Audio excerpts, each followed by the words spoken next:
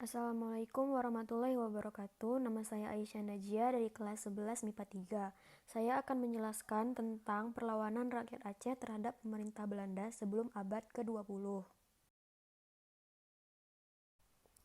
Perang Aceh melawan Belanda dimulai pada tahun 1873 sampai dengan 1904.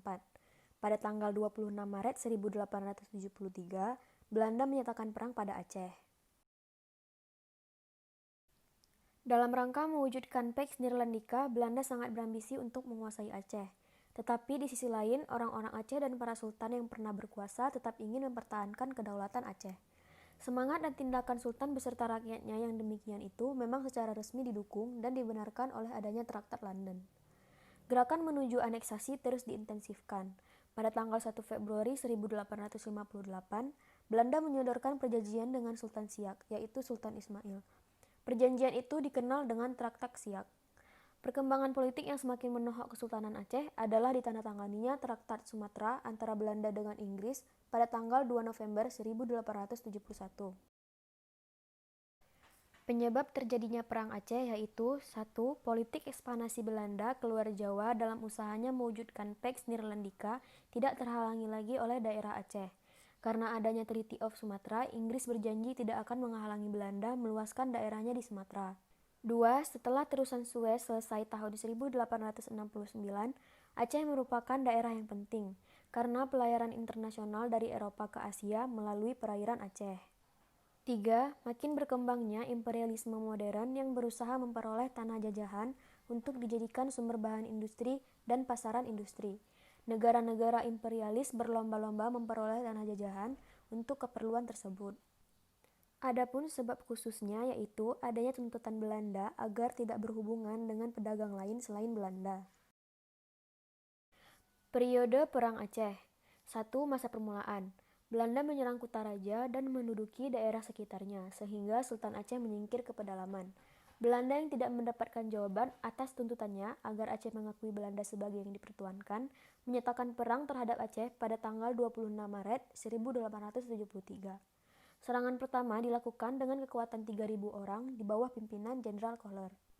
Jenderal Kohler pun tewas dalam perlawanan yang dilakukan rakyat Aceh saat ia tengah melakukan peninjauan di dekat Masjid Raya Aceh.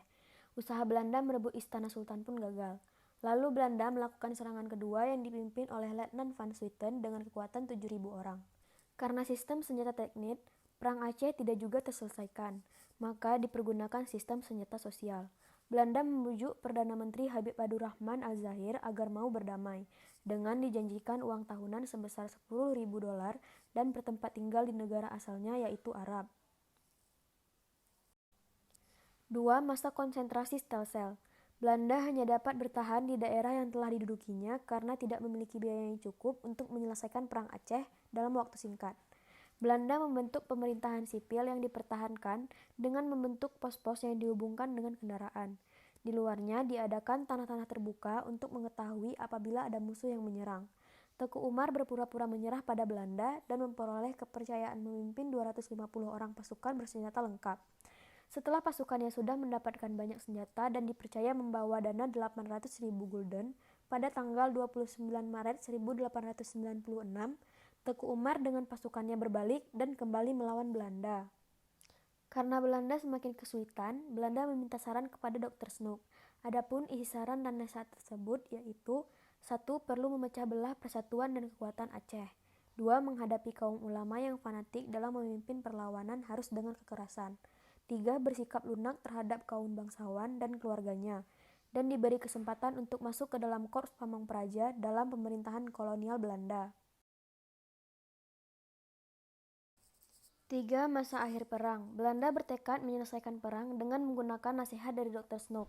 Untuk itu diangkat Letnan van Hertz menjadi gubernur militer yang baru. Semua pasukan disiagakan dengan dibekali seluruh persenjataan. Van Hertz segera melakukan serangan terhadap pos pertahanan para pemimpin perlawanan di berbagai daerah. Dalam hal ini Belanda juga mengerahkan pasukan anti-gerilya yang disebut pasukan Opsir Belanda. Di Melabo perlawanan Aceh dilakukan oleh Teku Umar, namun kemudian beliau tewas dalam pertempuran. Van Hertz memimpin operasi di daerah timur dan berhasil merebut Banteng Batehi, sementara Sultan yang menyingkir ke pedalaman akhirnya menyerah kepada Belanda pada tahun 1903. Untuk mengamankan semangat pejuang, Belanda menangkap keluarga Panglima Polim sehingga menyerah kepada Belanda pada tanggal 6 September 1903. Sementara itu, Cut Nyak terus mengobarkan perang jihad dengan bergerilya. Tetapi setelah pos pertahanannya berhasil dikepung pada tahun 1906, Cut Nyak berhasil ditangkap. Ia dibuang ke Sumedang, Jawa Barat sampai meninggal pada tanggal 8 November 1908. Di pesisir utara dan timur Aceh, Cut Nyak Mutia melanjutkan perang melawan kekejaman Belanda. Cut Nyak Mutia sesuai dengan pesan suaminya Teuku Cik Tenong, sebelum ditembak mati oleh Belanda disarankan untuk menikah dengan Pang Nanggru. Oleh karena itu, Cut Nyak Mutia bersama-sama melawan Belanda dengan Pang Nanggru.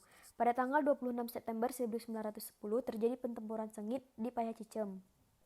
Pang Nanggru tewas dan Cut Nyak Mutia berhasil meloloskan diri. Bersama putranya Raja Stabil, Cut Nyak Mutia terus memimpin perlawanan. Tapi pada akhirnya ia dapat didesak dan gugur setelah beberapa peluru menembus kaki dan tubuhnya. Ulama yang lain seperti Tengku di barat bersama istrinya Cutpo Fatimah masih melanjutkan perlawanan. Tetapi keduanya itu akhirnya juga gugur ditembak oleh Belanda pada tahun 1912. Demikian Perang Sabil yang digelarkan rakyat Aceh secara massal baru berakhir pada tahun 1912. Tetapi sebenarnya masih ada gerakan-gerakan perlawanan lokal yang berskala kecil sering terjadi. Bahkan dikatakan perang-perang kecil itu berlangsung sampai tahun 1942. Taktik perang gerilya Aceh ditiru oleh Van Heerts.